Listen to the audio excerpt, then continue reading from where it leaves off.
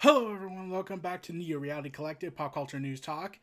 And oh boy, there was a ton of news that came out today at the video's production for the September 16th edition.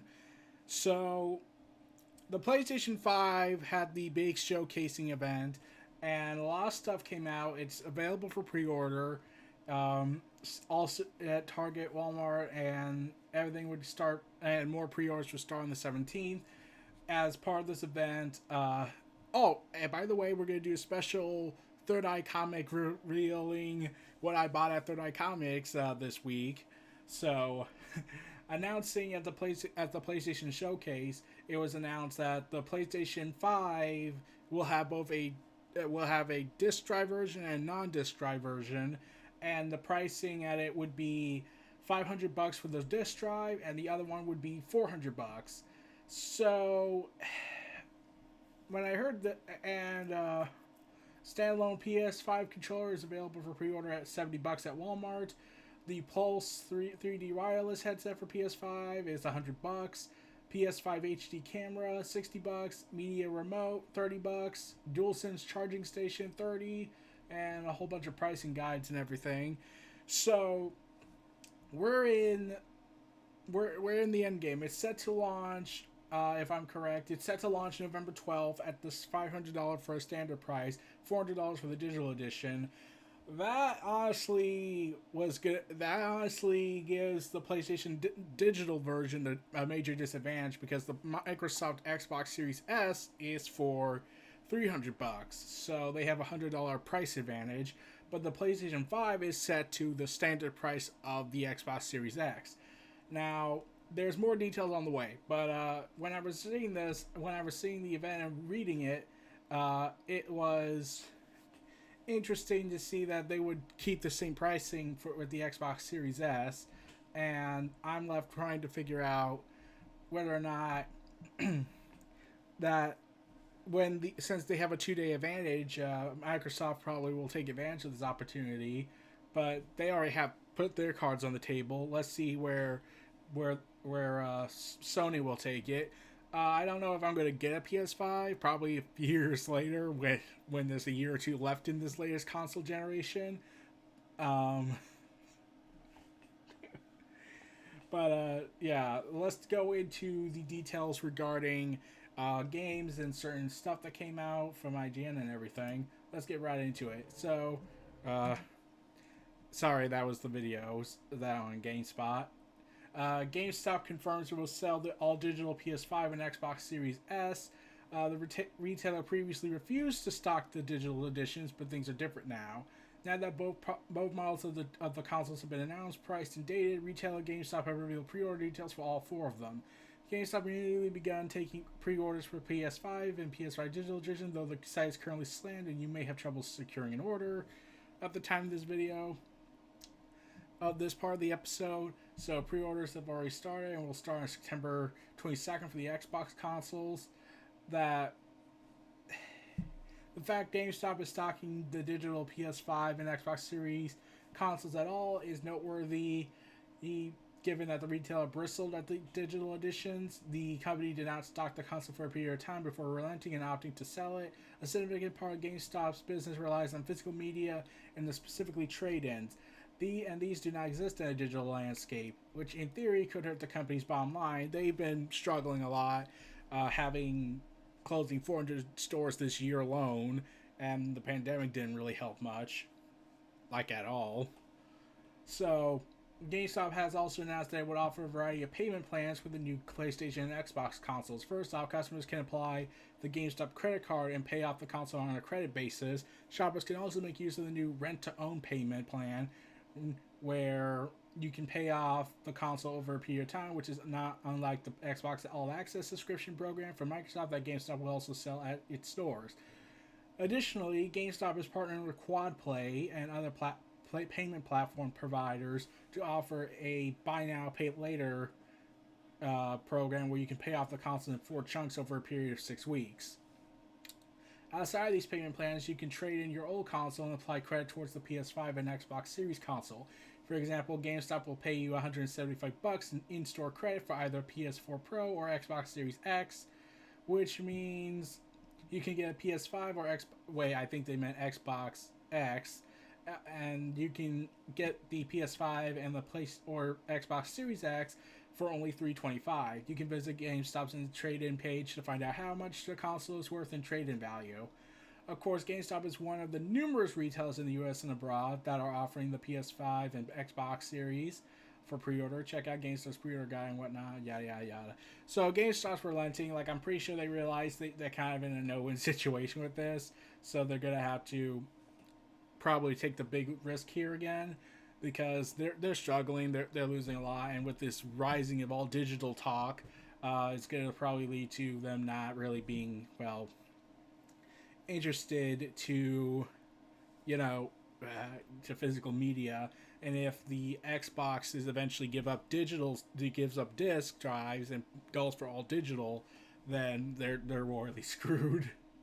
So Microsoft and Sony, they still have physical editions, but digital consoles, if they happen, it's probably the end of the GameStop era, and they're already struggling. They're probably not going to survive within another decade, unless a miracle happens. Let's hope, because as much as people hate GameStop, they kind of realize there's no other players in town to go to since, well, GameStop bought them all or they went out of the US.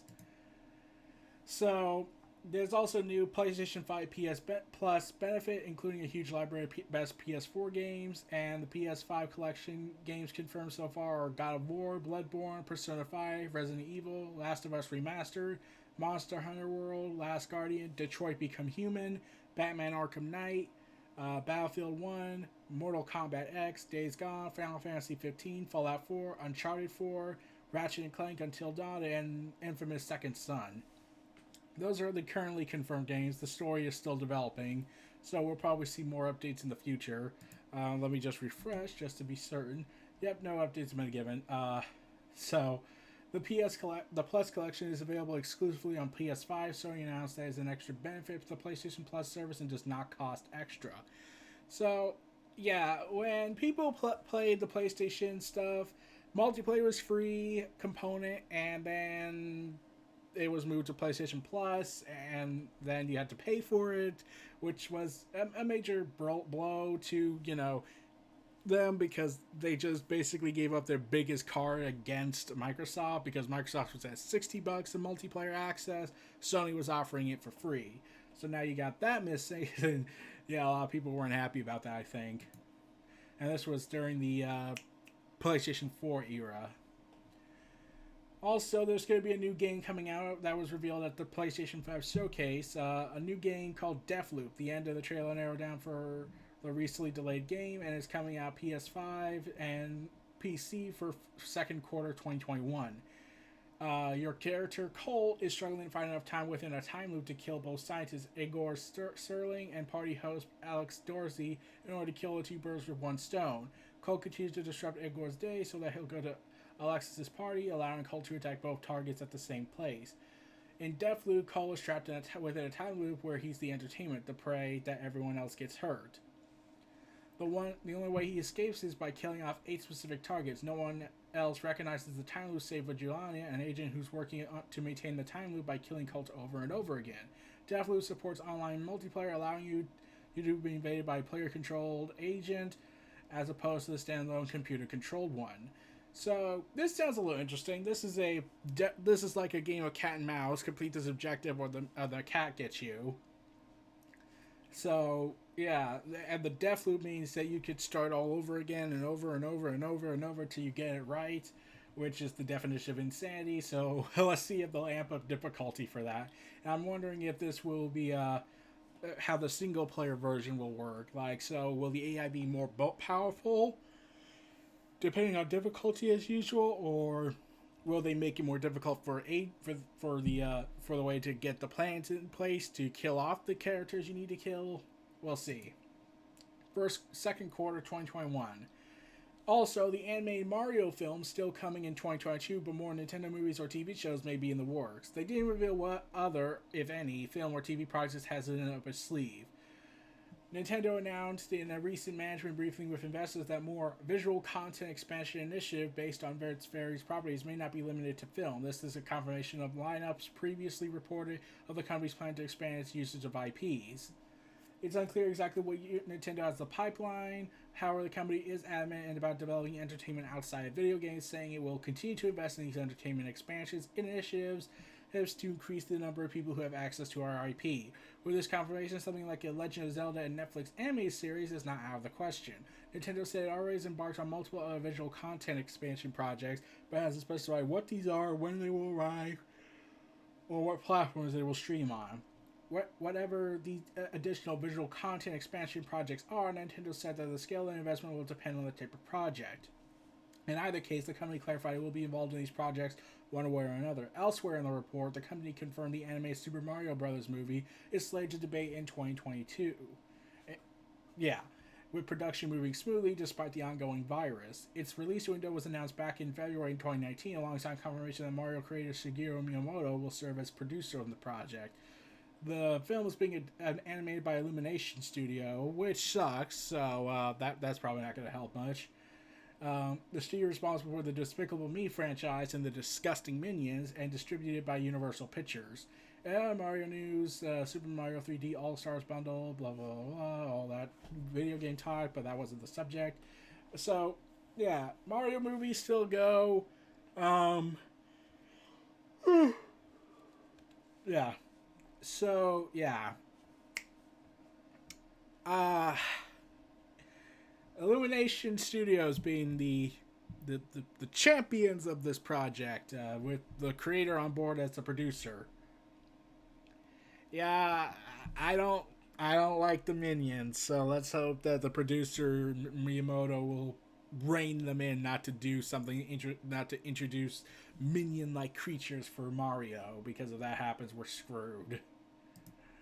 So, Call of Duty Warzone could be coming to mobile. An Activision job posting is hiring for a new mobile FPS in the Call of Duty franchise. So Warzone could be coming to mobile in the future. A new Activision job is help develop features for this new mobile FPS in the Call of Duty franchise. The listing mentions Warzone as by several names, several times.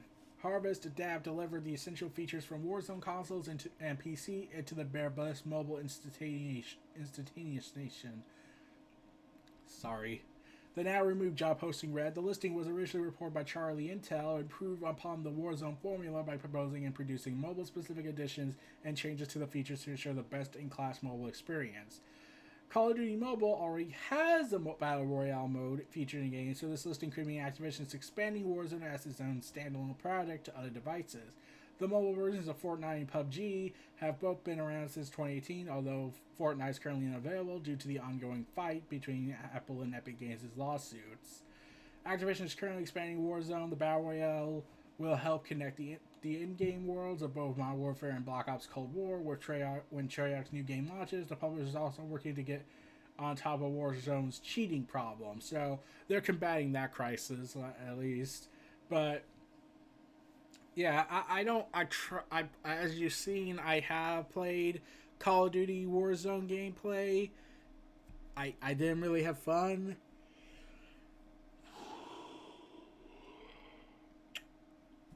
I didn't have fun playing it. It's just mostly walking around, waiting not to get killed.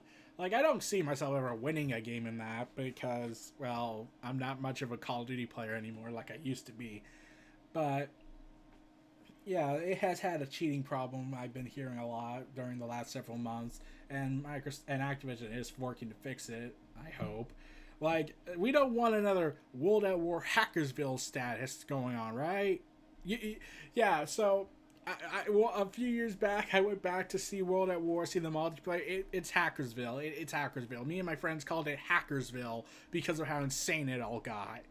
But, oh man, I just hope Warzone doesn't turn into that in its infancy. So, let's be glad that's not going to happen, hopefully.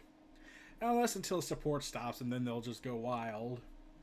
Oculus Quest 2 announced. Pre-orders available now. Facebook has revealed its brand new VR headset, Oculus Quest 2, which improves on the original in some key ways.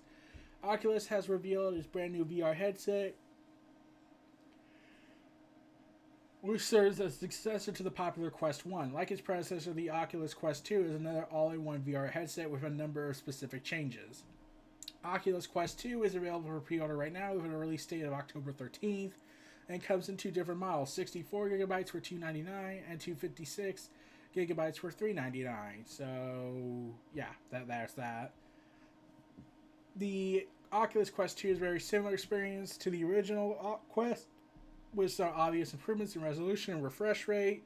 We see an increase in resolution from 1600 point x 1440 to 1832 over width of 1920 per eye, as well as support for 90 HS HD refresh rate coming after launch. After launch, it's capable of 72 Hz like the original headset and expanded to 90 Hz for feature for system software like Home in the browser.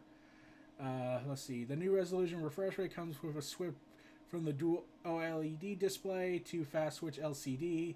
It's equipped with a Qualcomm Snapdragon XR2 processor and 6BM 6GB worth of RAM, a jump from the original headset's 835 CPU and 4GB of RAM.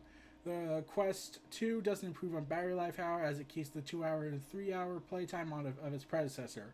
In terms of the Quest 2's build, the headset is similar and more comfortable than the original. It's easy to put on and take off while wearing glasses, as well as wear for longer periods of time. Quest 2 also features a new strap system.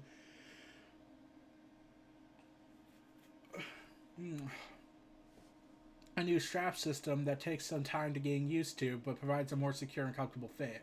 The IPD, the whatever distance, is now adjustable by moving the lenses inside the headset, allowing you to choose between 3 different ocular distances, 58, 63, and 68 mm. This is based on the distance between your pupils, and when you have it at the right setting, it produces a clear image. Oculus revealed a line of Oculus Quest 2 accessories that can be used with the new headset. That includes a $49 carrying case, a $39 facial interface 2-pack, the latter which stretch out the face shields for narrower and wider pieces to accommodate different face sizes. There's also an Elite strap for $49 that improves the Quest 2's weight balance and ergonomics. You can also get the Elite strap with a built-in battery and capable of carrying a carrying case for $129. And of course, the $79 Oculus Link cable, which has been available for some time and is also compatible with Quest 2. Third parties like Logitech have created some accessories for Quest 2, including the company's 6G333 VR in-ear headphones for $50, and the over-ear G Pro gaming headset for $100. VR cover also made a new facial interface that improves airflow and decreases the fogging of lessons. You can snag it for $29. If you're interested in learning more, blah blah blah blah, check out the Oculus, whatever. That's just promoting their sites, but yeah.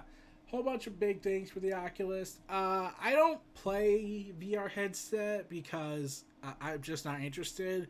And I believe someone told me once that they don't want to play because if they ever go for Sword Art Online logic, it will probably end in disaster. But yeah, I'm not interested because there's motion sickness involved. So they would have to so when the day comes, they find a way to fix that issue, then I'll probably be interested. But at the moment, I'm just not interested in a VR gear. At the PS5 event, the next entry in Final Fantasy was announced. Final Fantasy 16, a new entry in the storied RPG series, coming to PS5 as a console exclusive. Boo! Sony kicked off PS5 showcase event in a big way by revealing Final Fantasy 15, the next mainline installment in the storied RPG franchise. The reveal trailer showcased the game's fantasy elements and combat. You play as a bodyguard to Joshua, the son of Archduke of the region the game is set in. There seems to be sort of blight taking hold of the land around you, bringing with it all sorts of dangers. Combat was shown off with many nods to both Final Fantasy 15 and the recent Final Fantasy 7 remake. Square Enix shared some additional details about Final Fantasy 16 in PlayStation blog posts.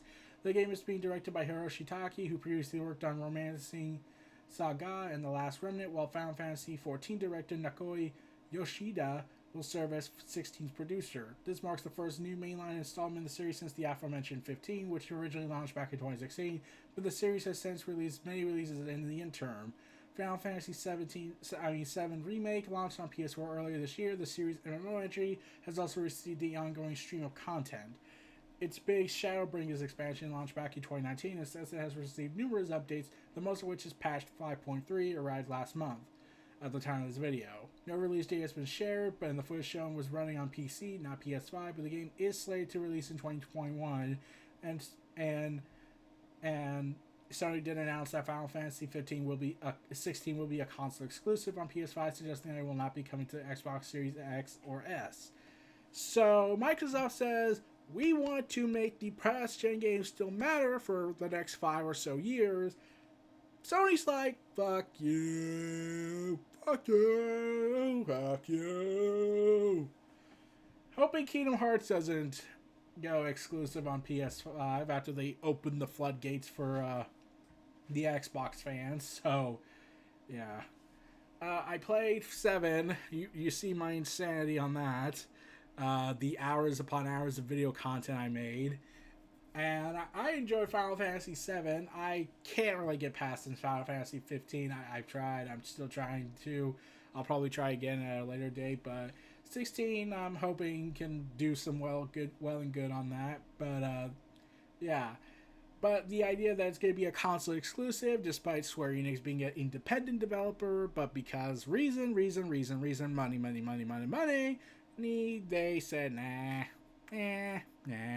console exclusive. So that's corrected later down the road. So we all remember the WandaVision show. You know, that show that was going to turn Wanda Maximoff into the Scarlet Witch finally. This also 2020 will be the first year without the MCU movies because Black Widow could be delayed again due to the virus. Fuck COVID! This could be the first year without the MCU since 2009, which is a big deal. That doesn't mean the MCU won't play any role in 2020, though. According to Disney Plus, the upcoming WandaVision will debate in late 2020. Initially, the series was due to premiere in October, while that may no longer be the case. Disney Plus confirmed that the show is still on track for this year, along with a handful of other originals, movies, and more, including the November debate of the Marvel 616 documentary series. And really, I think the documentary is much easier to film. I mean, like, granted, it still would have its issues, but I'm thinking to myself, well, they could just have everyone be in separate rooms, and then a small group of editors could come in and film and put the edits in to make it work. But yeah, whereas things like The Falcon and Winter Soldier, WandaVision, and big budget movies require a huge host of people to be in basically one condensed area. Still expansive area, but still crowded in one area where they're going to huddle around each other and the virus is going to be like flesh. Of course, there's also the second season of The Mandalorian, which we know will premiere on October 30th, so Halloween's going to have a struggle. The first, well, it's canceled, so really no.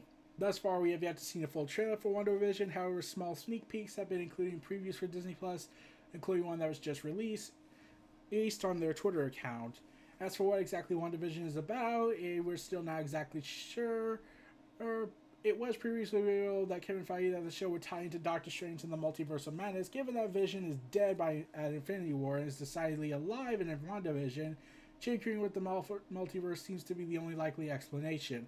Other theories involve Vision's relationships with the Infinity Stone, or possibly that the entire show is happening in some sort of Matrix-style simulation, courtesy of Shuri, who got her hands on Vision's hardware back in Infinity War.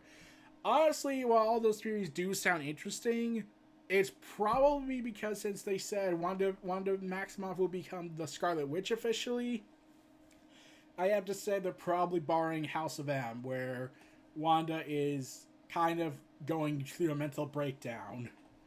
So, yeah, that's probably the reason. Just don't include children. That's going to end in disaster.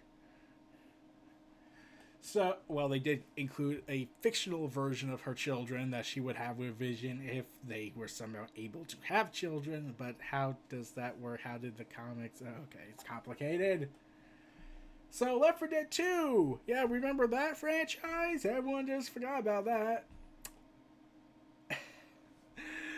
The Last Stand is getting. They're making a new update for PC for next week. Uh, it's the first piece of content since 2012's Coldstream. And like the update, The Last Stand is a Valve-approved community creation built by over 30 members working with Half-Life Alyx developer for more than 11 months. Containing a ton of new features, bug adjustments, and fixes, and additional achievements, among other things. The update also includes 2 brand new mutation adds voice lines not used in the base game, extra melee weapons like shovels and pitchforks, and implements PvP fixes and enhancements. And the trailer was officially launched. And The Last Stand might sound familiar to hardcore Left 4 Dead fans. It was a campaign exclusive to survival mode, tasking players for surviving an endless horde for as long as possible while stranded on a remote cliff top called the Lighthouse. This update serves as a remake of that campaign.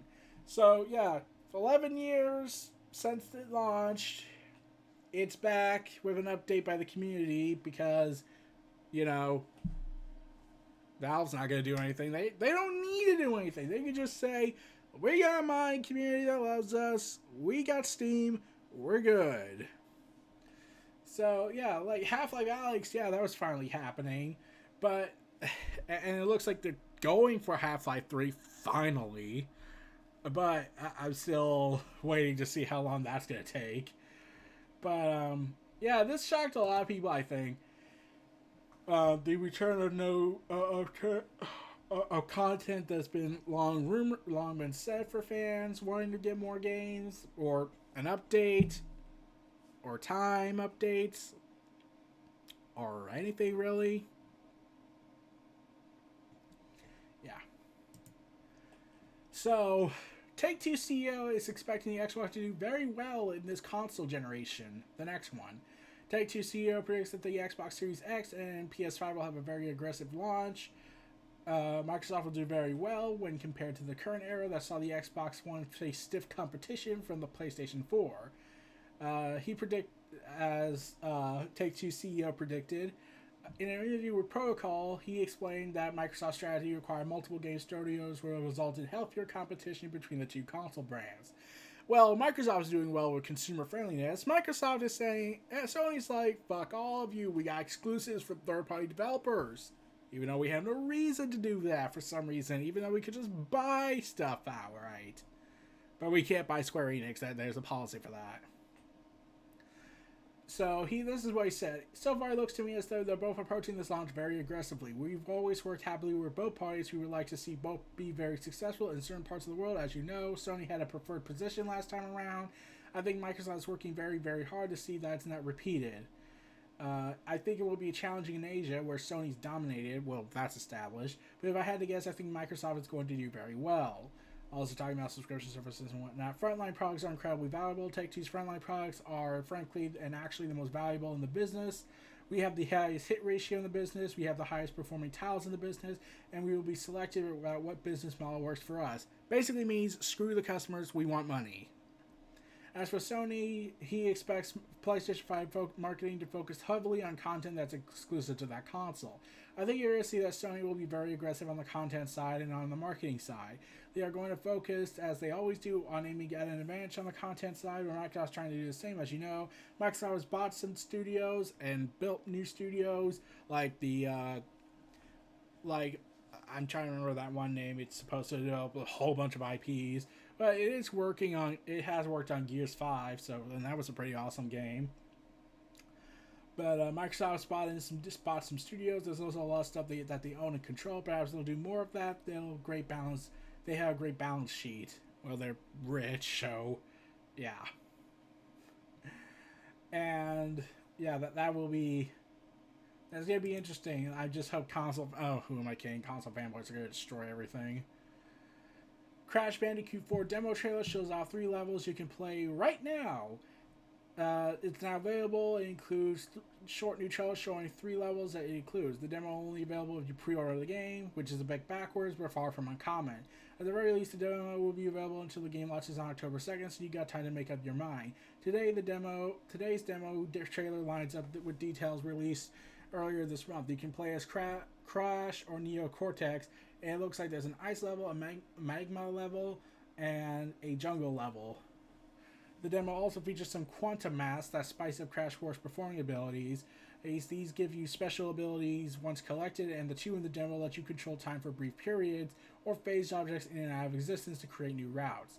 There are two more masks in the full game, as well as more playable characters like Coco and a secret hidden levels called flashback tapes. So yeah, it's gonna have some parts of the game in the demo that you have to buy for PlayStation for pre-order. So yeah, Crash Bandicoot 4. It basically retcons all the other future Crash games. So Crush, I don't know if we'll ever see him back. I don't know. I haven't seen the trailer in a while. Hoping he does, but sadly, it looks like we're gonna have to wait for that. But I haven't played Crash Bandicoot in a long time. I could try and get interested again. I remember how difficult it was. That was a pain.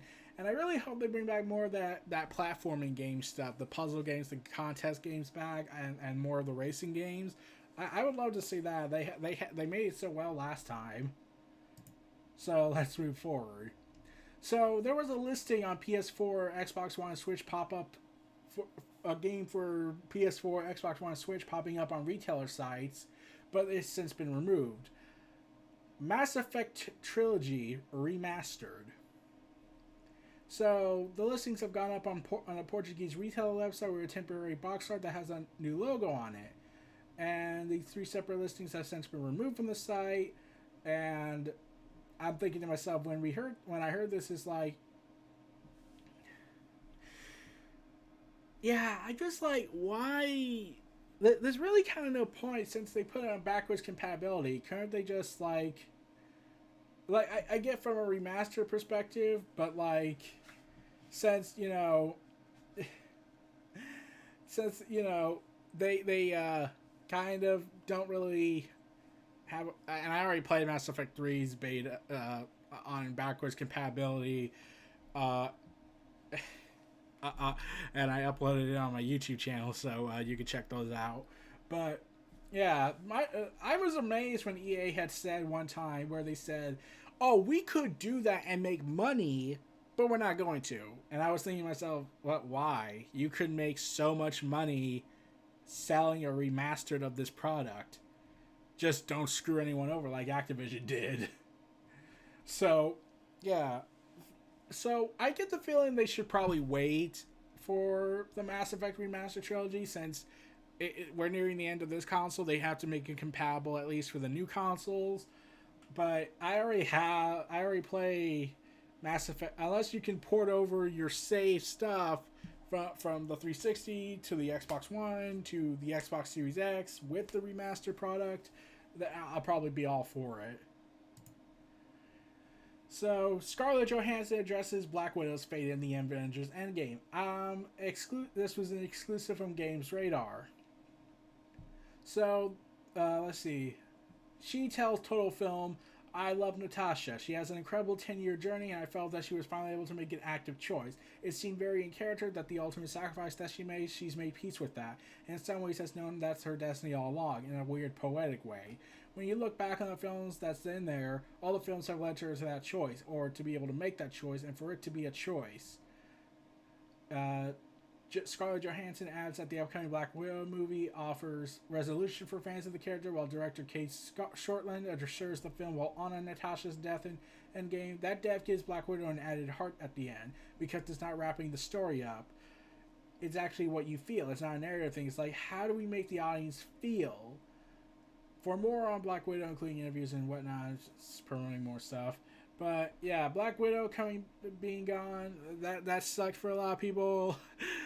Everyone were mad about that, I think, but everyone did love the emotion that came with it. But it wasn't really. I can't say if it was a full choice, because it's more like it happened by happenstance and luck. Like someone pointed out, Jeremy Johns, I think, when I saw his reviews, said that it could have went very differently if they went with two other people who probably don't get along or don't really have that kind of connection that Black Widow and Hawkeye have, and that's probably the biggest factor into that. If they didn't have the right people, it would have failed. They would have failed. Also, why couldn't they just go back in time and duplicate her to get her back? Because they clearly stated that time does not get affected, even though it clearly will be with Multiverse of Madness, so we'll see. But Black Widow, yeah, she's getting her big finale. I get the feeling that while it will honor her death, in the MCU, it will also address what plans are in place for her universe of characters that's going to be established in Black Widow the movie whenever that comes out. Damn pandemic. So, Microsoft says in a shocking statement that Microsoft has claimed that while having Halo Infinite as a launch title for its next-gen consoles would have been tremendous, the Xbox Series X doesn't need major exclusives to succeed. Speaking to New York Times, spokesperson Cindy Walker said that the Halo Infinite delay isn't that big of a deal, even except for those who pre-ordered and were waiting for it. Walker said that having Halo at our launch would have been tremendous, but went on to say we are not relying on massive exclusive titles to drive console adoption. And last month, 3 Industries announced they need more time to deliver the game a Halo experience that meets their vision. Well, they have 10 years to work on this, and that the game would launch in 2021. The reason Microsoft thinks they can forgo the likes of Halo is that it's banking on the rest of the Xbox catalog to sell players to that console. Walker claimed that our players will have thousands of games from 4 generations available to play at launch. That's drawing on the Xbox Series X's backwards compatibility, which will, and Series S, of course, which will allow the console access to Xbox One games as well as the game that its predecessor could already play via its own heritage options. Given Sony's slate of excellent PS4 exclusives in recent years, it's no surprise that Microsoft is trying a slightly different track. It purchased several new first-party studios, but is also pushing ideas like the Xbox Game Pass as a means of trying to sell new consoles. Nevertheless, no matter what Xbox says, it still seems a bit of a shame that something as significant as Halo won't be launching with its new consoles, particularly since the Series X only exclusive launch titles will be the console edition of Gear Tactics, the next-gen version of Gears 5, a number of third-party titles, including Dirt 5 and Assassin's Creed Valhalla, will also be available at launch. So, hopefully, they know that Halo is a big deal for them, but they don't want to rely on it. It's not reliant on it. I get, like, they do admit it was a big blow to them, and it could have been tremendous, but they adopted the Nintendo philosophy, the story of a game released too soon is bad. A game delay will mean it will be good, except Duke Nukem. We hate that. So I'm hoping that they do live up to this hype, especially since they have 10 years to work on this. Especially since they got the original Halo writer on board, so that's pretty damn awesome. So, yeah. I'm looking forward to Halo Infinite. I can't wait to do the insanity that will be brought up, especially since multiplayer is free. I'm also hoping that they put Master Chief Collection as an Xbox Series X optimization, so we could continue playing our insanity of nostalgia, and then they'll move Halo 5 Guardians to that, but no one will care about it. So, yeah. CD Projekt Red on Cyberpunk 2077 campaigns. There's lots of them, and quite important ones that we haven't shown yet. I kind of forgot that Cyberpunk 2077 was going to have companions. I kind of forgot about that. They said quest designer Philip Weber discussed the approach of companions in the sci-fi RPG and how players can interact with them as V. There are actually quite a few people you could play different quests with that are very important to the story. They also come with you on specific missions or just on a drive. Like Jackie, they'll be very important. There's lots of them, and quite important ones we haven't shown yet. Some of these characters, depending on your choices, you might like and they might like you, and some of these characters might become your enemies. We are making a role-playing game, it's all up to you. Sometimes you might make a friend or a lover, or sometimes you might make an enemy, but it's really important to us that you have these characters that can be with you in your story, and wherever makes sense for them to be. We've heard of the companion stuff. Okay, we knew some of them would be on the romance list, but it's still interesting to hear about the sheer quantity of companions available. So they gotta have a lot of story. They have a ton of story, hopefully. And of course, eat and drink. We're not making a survival game, so you don't have to eat and drink at regular intervals, but eating and drinking can give you special bonuses in combat or for your stats. It's always useful, and sometimes you just want to do it for flavor. In certain scenes, when you're eating with a character, you can choose to eat with them or have a drink, or you can choose not to do it. And if you're in your apartment, you could turn on the shower, the toilet, or you could use a mirror if you want. We want to give you some opportunities to try and live the cyberpunk life. And a CD Projekt Red developer has already claimed the platinum trophy for the game, so that's pretty damn awesome. Though he's a developer, so he could have cheated. But yeah, I'm excited for Cyberpunk. It needs to live up to the hype. This will be my first official CD Projekt Red game. I've never played the Witcher games. Sue me. But it's probably because I'm more of the technological guy than the standard mythology, fantasy guy, high fantasy guy, even though I love Lord of the Rings and everything, and the Hobbit trilogy. Yeah, I know. I'm a prequel guy kind of guy, huh? But I've always loved science fiction and cyberpunk stuff, and it's probably never going to go away. But, yeah, I'm excited to see all these characters, these companions they showed, secret companions they could put in. Also, we all know Neo from The Matrix is going to come in and kick ass, even though he's a hologram. Artificial intelligence, I think. But, yeah, insanity. Can't wait to see what the insanity brings. Looking forward to it. It will be YouTube content, so that's going to be exciting. Let's move on. DCEU news! The Flash movie that's coming out. So, this is from 2 days ago. I didn't talk about it because I didn't hear about it till literally today. From one of my buddies on Twitter.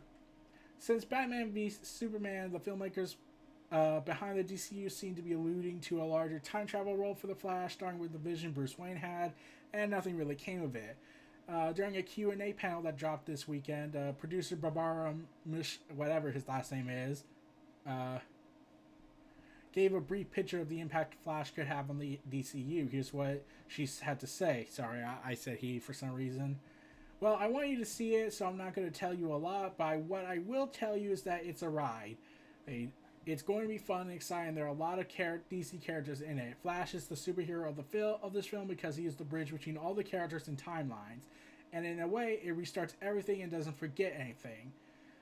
So, there has been word going around that the DCU would probably get a restart or rebirth. Especially since Jeff Johns is helming the project. So, yeah. And considering Flash is having Jeff Johns on board with it, it's probably is going to be a Flashpoint.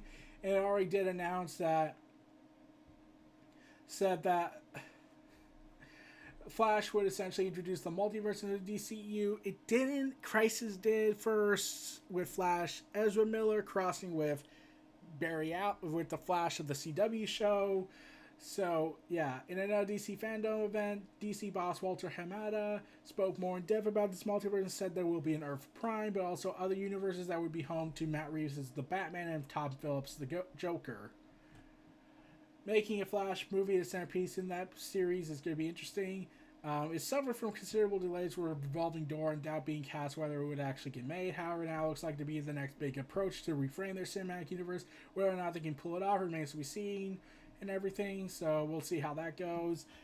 Considering they put Ben Affleck's Batman back in it, and now you got Michael Keaton's Batman showing up, and Barry Allen now having yellow lightning instead of the traditional, blue lightning for some reason. That's even though Wally West is more making sense.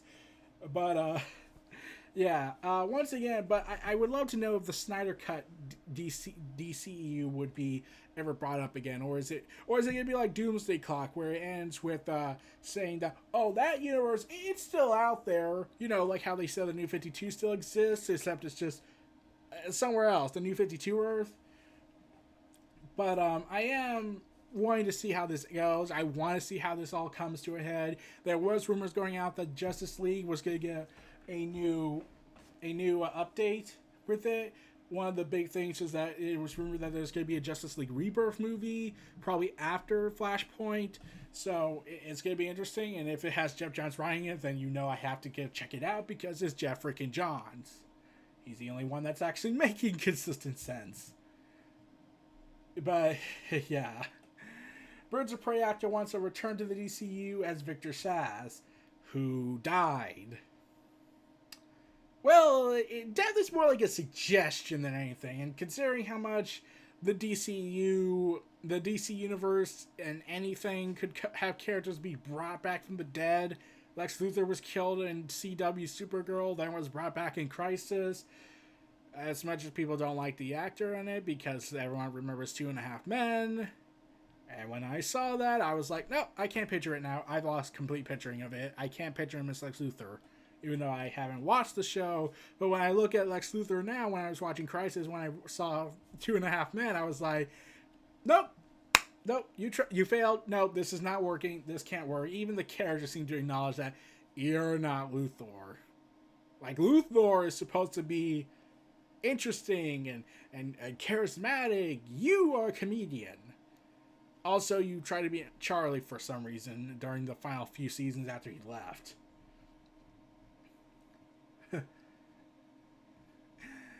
So, the actor wants to who played the villain Victor Sass in Harley Quinn Birds of Prey wants his character's return to the DCU, even though he's dead. So, yeah. Honestly, I could imagine him coming back. Like, it's the DC Universe concept. It's death is like a suggestion. Yeah, there's a lot of characters that have been dead. The oldest, I think, is Dan Garrick, the original Blue Beetle. He's been dead for over 50 years. Yeah. So, yeah, but like, if the actor is interested in coming back, since Flashpoint is looking like to be the big restart, and trying to fix everything they broke, they'll probably do that. So, in the further continuing conflict of, oh my god, why are you doing this, James Gunn? James Gunn invites DCU filmmakers to the Guardians of the Galaxy 3 set, and he's extended an open invitation to visit the set in a heartwarming tweet. So, this is what he said. Sure, when someone asks, can a DC executive or director like Zack Snyder be on a Marvel movie set? And then James Gunn responded to this person, sure, I'd love to have at Jim Lee, Zack Snyder, Patty Jenkins, James Wan, David Ayer, or Pony Smasher, Walter Hamada, Carton Chantnell Nog, and any other people I really dig from the DC side of my life visit the set of Guardians of the Galaxy 3. They're invited for sure. So when I heard this, I would honestly be open for that. Like, maybe they could trade notes, trade story ideas, like bounce each other off of ideas, to further build up the DC and Marvel relationship so fans could finally shut the hell up of this whole Marvel, DC, Marvel, DC. Because there's no way someone could like both. Like how no one can like both Star Wars and Star Trek, but, that's a foreign concept of evil. But yeah, James Gunn's willing to open up a pathway. But I am curious to know this is gonna bounce ideas off of each other and like do some cool things, and probably lead to one day a MCU DCU crossover if it's possible. And at the same time, I'm thinking to myself, oh, maybe this will be the thing that will help get Marvel comic creators and DC comic creators to, on the business side stuff, to talk and like, okay, let's plan out the secret crisis that Jeff Johns alluded to, Johnny Cates at Marvel alluded to, even Jim Lee hinted at it. So let's get it, let's do it. So The Rock is going to play Black Adam, which is going to look awesome. Though, I am curious to know how a Samoan can be an Egyptian character. I could be wrong. Anyways, The Rock is Black Adam. And he has stated in an interview, considering this is Dwayne Johnson, he can probably have that approach. Let's see. So Johnson already sent an ominous warning to the DCU superheroes like Superman and everything, and And Johnson said we'll have a huge say in the direction of the Black Adam franchise, and we're now heard from our sources, the same ones that told us that Justice League Dark is in the works for HBO Max, and that Superman isn't the only key member of the League that the anti-hero could end up facing. According to our intel of We Got This Covered, Johnson wants to battle a member of the Green Lantern Corps somewhere down the line, with Hal Jordan be his preferred choice. Of course, it's gonna just be a dig or something. Yeah, but like I would be interested if The Rock wants to, if Dwayne Johnson fights Hal Jordan, but is probably a different actor. I would want Jon Stewart because I love Jon Stewart more than Hal Jordan. Hell, I'll sell for Jessica Cruz. I like her. I'm just not as clicked with Hal Jordan for some reason. Heck, I'm not clicked with Kyle Rayner. So, yeah. Another big report that came out from We Got This Covered. Now, this is just speculation talk. But one of the stuff getting talked about that, so, she, apparently Mira from Aquaman and Justice League, both versions, but she could become a member of the Justice League, according to We Got This Covered, so take that for what you will. And the Flash is going to reveal the new lineup of the movie and Justice League. Lineup of the Justice League, and Mira will be joining Arthur Curry on the roster. So, yeah, it's going to be interesting to see Mira on the Justice League stuff. I would love to see that, honestly. And I'm honestly curious to know where this goes, but we'll see how that happens. But Mira is an awesome character. I would love to see how this goes. But Mira being on the Justice League, it's not an original thing. It's more like let's do it because she's popular with people. Because Mira is on the Justice League in the comic universe before the big reboots and the relaunches and the restructuring of everything. But, yeah, like I said, Mira, Justice League, it could work. It can work, hopefully, in the movies as well. It worked in the comics. Let's work in the movies. So, let's cut to the wrestling side of everything. So, Bianca Belair on if she has a problem with her marriage being a part of WWE storylines. So, this is what she had said. Recently spoke with Stephanie Chase on Digital Spy and said it's an added bonus to work with her husband. I'm super happy to be back on the same brand with him because I'm married to him, but I can always say I'm blessed to be married to someone I actually like. It's really cool to just be able to do what you love alongside the person that you love. And honestly, and she says, I love being a wife. I just don't want to be seen only as his wife. And I feel like I have a very strong character. I'm super talented, and the possibilities are endless for Bianca Belair. She's somebody who can stand on her own and have a successful long career, but at the same time, I have no problem being paired with my husband in any shape or form because it's a part of who I am, as long as that's not the only element that gets shown. So, yeah, let's hopefully WWE doesn't get too tempted with the idea of, hey, let's screw up Bianca Belair's character and have love triangles and bullshit. Because that makes sense, because we clearly had that working with Rusev, Lana, and twice with Ziggler. Oh god, that was the worst love story since Twilight to many, and that's saying something. Oh man. Okay, so moving on. I kind of advocate for Bianca Belair to get separated from her husband on TV and join the Hurt Business group because they're awesome and intimidating.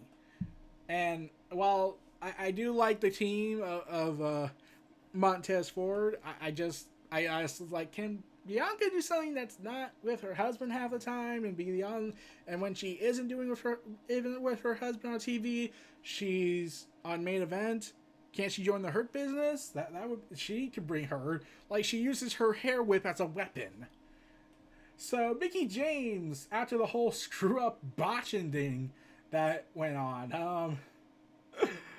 oh man, this is what she said during her interview on WWE's The Bump. She says she was in utter shock of how her match ended, and she believes that if the referee didn't end the match so abruptly, she would have been the new champion. That's in character. I'm heartbroken. I can't even watch it. I'm so devastated. I pinned her. I just don't understand it. I don't understand WWE logic. Someone explain to me, damn it. Except there's no explaining it. I haven't been with the WWE for over 10 years until this point, and that was more logical at the time in 2006. But I need to understand the logic. Then she also had said, I rate Asuka up there with the best, and I've always said that. She will go down in WWE history as one of the greatest female competitors of all time. Woo! It's not just because of her in-ring ability, it's her mystique character. You know, the character we get to see when WWE isn't trying to say fuck her. And the way she presents herself, well, except for that one time when she was feuding with Carmella, and Vince seems to have this idea that foreigners are either haters of America or moron dumbasses. Which I'm sure is not telling you Vince has a prejudice or a xenophobic ideology. No. This is the same guy that still thinks he can own people's real fucking names. So, Asuka is everything that she says she is. I find her to be very empowering and very timeless. She's definitely up there with the rest of them. That's true. Mickie James is... I hope Mickie James gets another chance at the title to fight Asuka again. I think since Zelina Vega called out Asuka, they should probably do a triple threat match at Clash of Champions to fix this and give Mickie James one last chance. But it's what it is. I do think that she has a lot left in the tank. So, WWE Triple H announced a new NXT TakeOver special for October. Well, that's to be obvious. Now, this has to be the long-awaited Halloween Havoc return, right?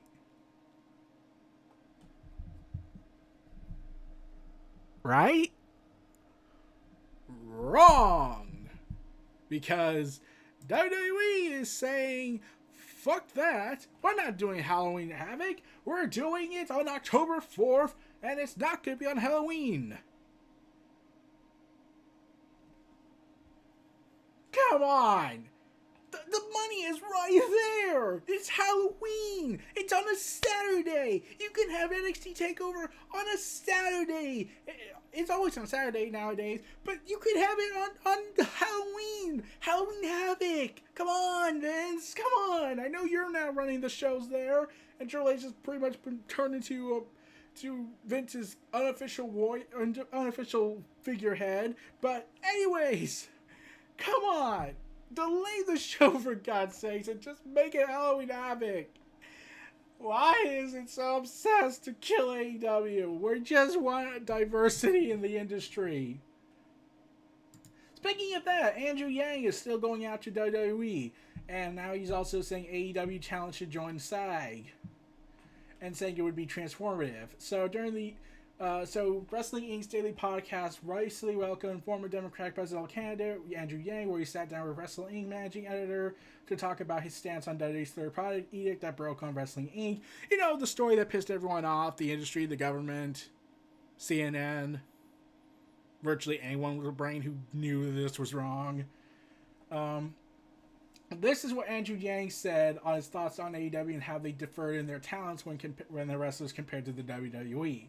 I think AEW has been a leader in terms of being talent friendly, and you can see it with the fact that several wrestlers were integral in the formation of AEW. When I've talked to folks who work for AEW, they really like the fact that they can perform for other promotions, which obviously, you know, is something that's not happening in WWE. So I do think AEW has a very different attitude towards talent, and AEW is an up-and-coming promotion that is doing the right thing by talent, in part because they know that that's going to be the way they can compete and be successful. WWE is in a very different position where they are a quasi-monopoly, and they're plugging wrestlers into a machine that they feel like they built, and they feel like any wrestler is lucky to be there, and they need to keep their mouth shut. It seems like a very different approach to talent because companies are in very different places and have very different cultures. Yang was asked if professional wrestlers should be considered for the Screen Actors Guild. Yang know that almost all pro wrestlers would happily be part of SAG to enjoy the benefits and protection that actors and actresses are afforded. He said that if the move were to happen, it would be transformative for the industry. I think that's one approach that could really work wonders if you were to ask professional wrestlers how many of you would like to be part of the Screen Actors Guild. I have a feeling you'd see every single hand go up because SAG offers tremendous protection for other actors and actresses who are on screen every day and every week. The parallels are almost 100%, where if you're a professional wrestler, you're inhabiting a character, you're given storylines and plots. In some cases, you're given actual lines, you rehearse, and you perform in front of a televised audience. So they should be members of SAG, and that would be transformative for the industry. Wrestling has always been in the dark in terms of it being included in things like SAG because of its roots. If you look at the reality of it now, I mean, you're talking about hours of scripted TV program every week, and the wrestlers are the talent. So by right, they should be considered a SAG membership and for all of its protections. Yang was also asked if politics and pro wrestling have any relationship other than the fact that President Donald Trump is a Hall of Famer. Yang acknowledged the parallels, but was not certain on the true impact of wrestling has had on politics. He did assert that the bill is coming due for Vince McMahon. I joked with someone that I thought that professional wrestling and politics have a lot in common. Yeah, it kind of does. My sense of things is that most political figures in the teams don't watch pro wrestling. I may be something of an exception in this regard, but I agree with you that the parallels are real and that pro wrestling certainly has an enormous impact on me growing up and has influenced our culture in profound ways. So to me, the impact of politics is unclear, but I have a feeling that politics is about to start impacting wrestling in a more real way than it's been true in the past. What I said in another conversation is that Vince has been getting away with the exploitation of his performers for decades and the bill is coming due. And I plan on being one of the people that presents him that bill and gets some to pay it. So you can check out that podcast if you want. But,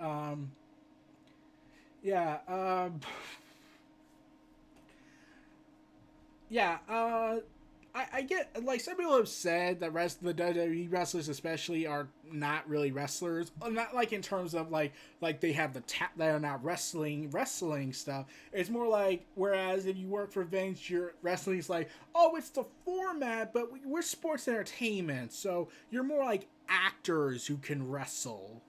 So I get what he's trying to say here, but a lot of people have been very resistant on what he said. Yeah. And like, they kept saying, and people have been saying wrestling should unionize and get better benefits. And then when you got someone saying with them, and saying, yeah, they should. And they're like, left-wing liberal. And bullshit like that. But it's always, like I would be interested to see what he would bring to the discussion on that, like he did, but I'd love to see what he could act on it if it was possible. And yeah, WWE is a quasi-monopoly, and someone needs to come in and tell Vince, you cannot do this. You cannot own their real names.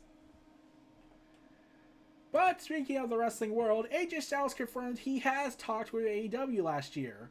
He said this in an interview on his Twitch stream, which will probably go ahead and be pissing Vince off again, and confirmed the reports that he was in talks to debate in AEW when his last contract was set to expire in WWE. Styles went on to say that it's a business and that he considers the Young Bucks to be good friends of his, even though they kicked him out of the group with Kenny Omega and dropped him. Yeah, there were talks. Look, it's a business. My contract in WWE was going to expire and there were talks happening. Styles noted that while they had talks, they never got to the point where they discussed money. The Bucks are my buddies. We never discussed money or anything, but there were talks about coming in. Again, it's all business. One of the original plans for AEW was to debut in Madison Square Garden and have a Bullet Club reunion, including Styles, Gallows, and Anderson. However, Styles ultimately ended up re-signing with WWE, and according to Jackson, credited his talks with AEW for the significant raise he received to stay with the company. Another thing, remember how it mentions Madison Square Garden? So there was a report apparently going around. I'm not sure if this was confirmed, but once again, Vince pulled his strings because he's that dictatorship asshole, where he could control Madison Square Garden again and say, do not host them or else. Even though WWE doesn't do live shows anymore because money protection. But yeah, after the whole event with New Japan Pro Wrestling having to bail out Ring of Honor to do the Madison Square Garden show, WWE kind of kind of tried to stop it and failed miserably. And now it looked like they tried again and it went through. But like I said, Wrestle Dynasty is going to happen hopefully in Madison Square Garden once it's rescheduled for next year if the virus goes away. But yeah.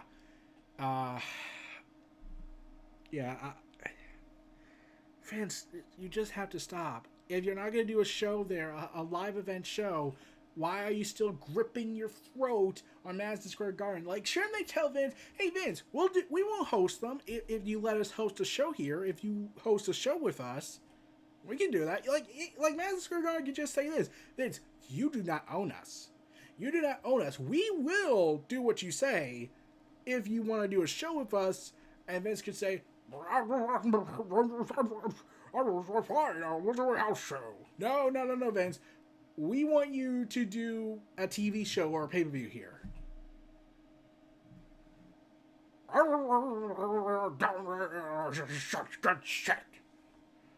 So, yeah, Vince is probably never going to do that. But anyways, moving on. Monopoly controlling interests ever happens. Vince is just a horrible person. So Ryback on his appearing on Ryback TV shooting blank wrestling reporter Raj Giria, the head I believe of Wrestling Inc. Ryback read some of the portion of his old WWE contract, and at the 3-minute and 10-second mark of the video, which just listed some of the things WWE has ownership of. This included the talent's ring name, okay, real name, you pissed me off, likeness, signature, props, gestures, and routines. Ryback says the WWE talent are essentially being manipulated to sign contracts like this, and the company is the only one who benefits from it.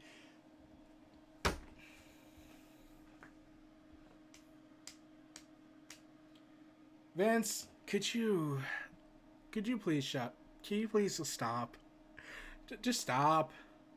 Vince, I get you own the ring names, the characters. As much as I'm still an advocate for wrestlers to own their names that they create, and if the company's not creating them, then they should own their names.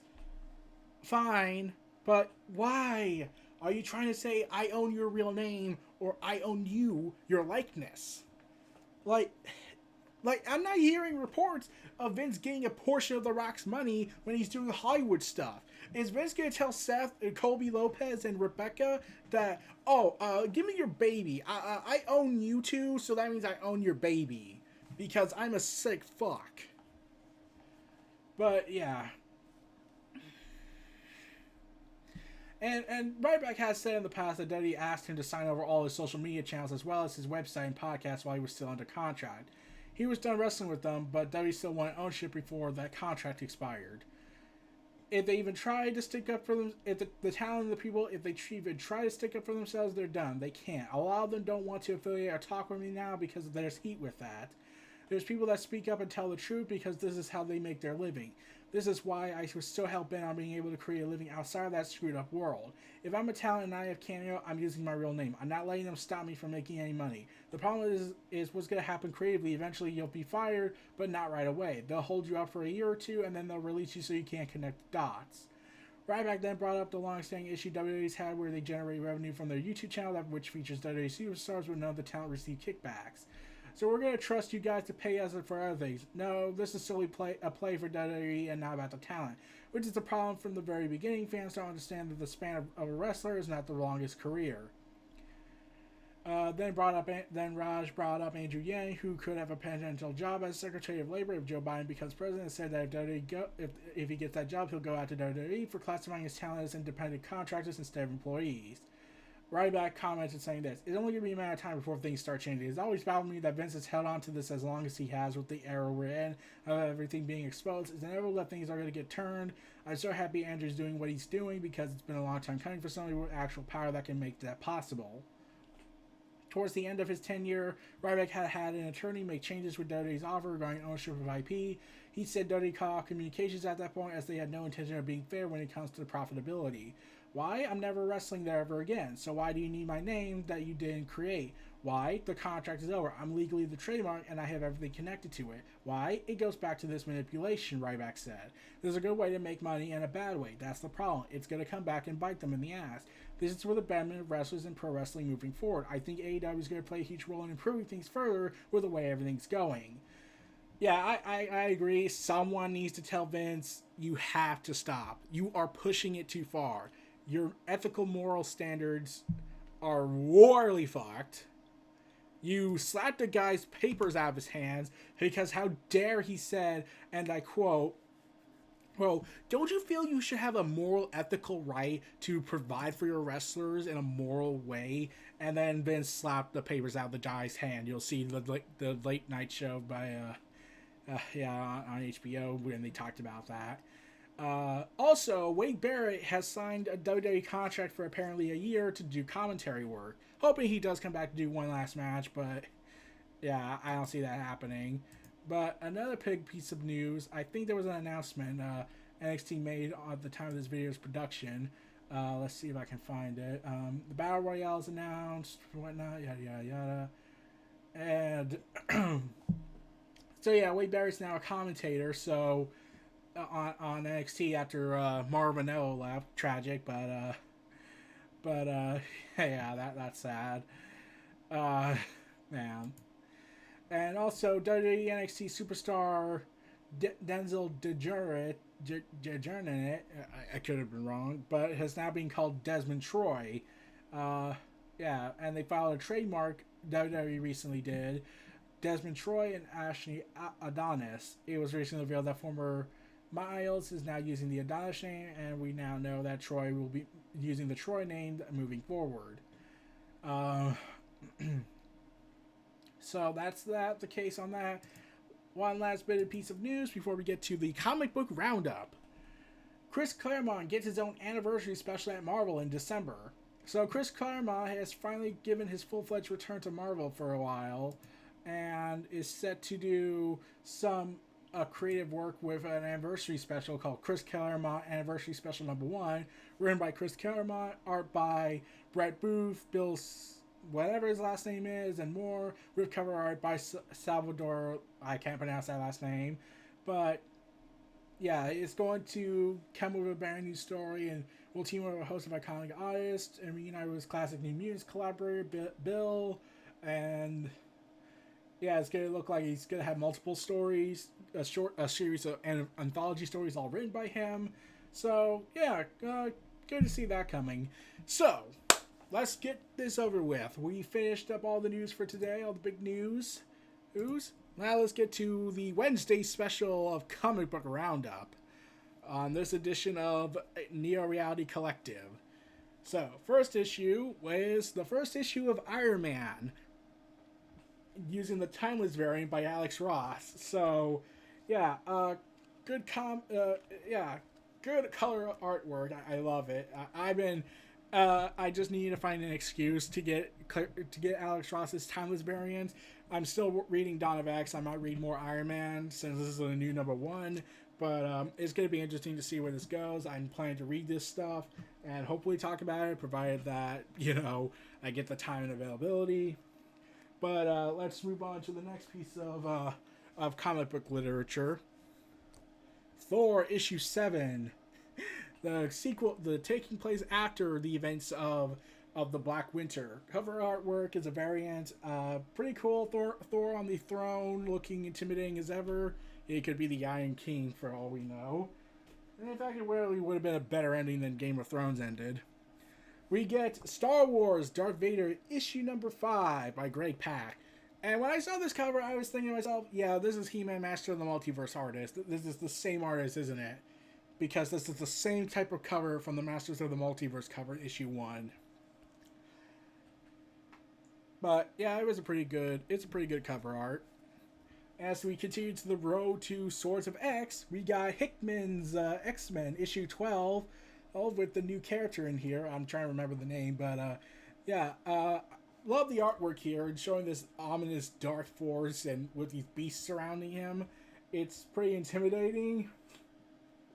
But I'm thinking to myself when I was seeing this, it was like, I've always had mixed opinions about the artist of the book currently. Like, he has some great artworks at times, but the background things is kind of the problem I have. Like, sometimes he just uses a static background color and no diversity to it. But when when he's told do dark freaking awesome drawings, he's got it. He's got it.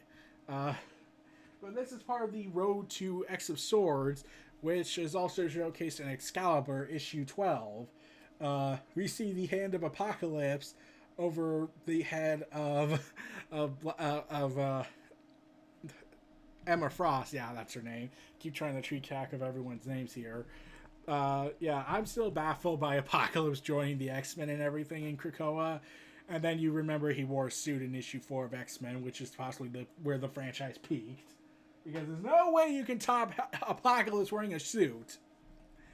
Also in my collection of Dawn of X Initiative buyings is Storm, Giant X-Men. Issue number 1, focusing on Storm. I got the standard cover, I believe, and this is also written by Hickman, and it's part of that collection of giant size X-Men books that he's been writing, one shots to with new or unknown artists to give their word out. Pretty good stuff. Also, one of my favorite runs in X-Men's Dawn of X Initiatives, besides the X-Men book, is Helion's. Yeah, and I like Cyclops. She's awesome. And we get the power of Havoc kicking ass and taking names, and one of the characters is dead by that issue's run. But, well, don't worry, he'll be back. They cheated death. But, so we move on to the DC side of things. Justice League, issue 53, Doom Metal, part 1, part of the Death Metal tie-ins. Awesome variant cover. I actually bought the standard version cover as well, so clearly I'm developing a problem with with my problem with comic books, so I need to keep track on that. And we also got Batman, Joker War Part 5, with Nightwing returning to the starring role. Oh, by the way, he's also back in here, but the timeline's broken, so we got no way to fix it. But in Justice League 53, it's also to kickstart the return of the Titans of the new Teen Titans era, with Cyborg being a Titan again. Yay! So, yeah. But Nightwing is back, everyone. Nightwing, the first Robin, the final ally, even though he's not even in this issue a lot. And he doesn't even wear the suit. I look forward to my Joker War talk. We also got the variant for the anniversary edition of Catwoman, issue 25, which is also a Joker War tie-in, focusing on Selina Kyle getting back the riches of Bruce Wayne from the Joker after she was robbed at the end of the designer of their Dark Designs in the Batman books. So, cool artwork. Now we get to this massive trade paperback sized Detective Comics issue 1027 with a variant art cover by Art Germ, Stanley Lau. So, yeah, he's an awesome artist. It features a collection of short stories that I have mentioned in a previous episode. Cool stuff. I like Art Germ's variants. I try to buy as much as I can. I forgot to get the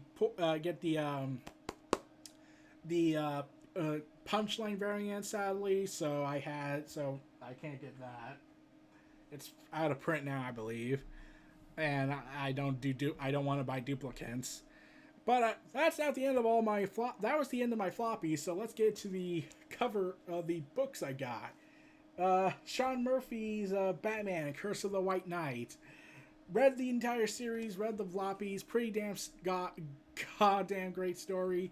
Joker's in it, and this whole sequel to the White Knight story. This is the sequel, and it features Azrael as Batman, and as Azrael, man, I keep trying to keep track of all those characters' names. So Azrael is the main thread in this, with Joker tagging along and doing insane stuff, and Harley Quinn's having kids along the way. So that's something. And finally, we get a classic. Oh, by the way, before we get to that classic, I also love how now DC's embracing the trade, the hardcovers, having standard hardcovers, not deluxe editions, having cool, awesome, an awesome art piece in here. So that was pretty sweet. However, let's finish this off with one final book in the continuing saga of my quest for comics. The deluxe edition of Superman Secret Files and Origin by Jeff Johns, Gary Frank, Joe Sabal, and Brad Anderson. So, Superman! You believe that a man can fly! Written by Jeff Johns. And there's been a lot of praise. It's Superman. It's Jeff Johns. You know Jeff Johns is a great writer. Yeah, he's had a few bumps on the road, but every writer does. They can't make gold all the time unless you're Hickman. And even then, Hickman has had some bumps, but people forget about that because it's just so awesome.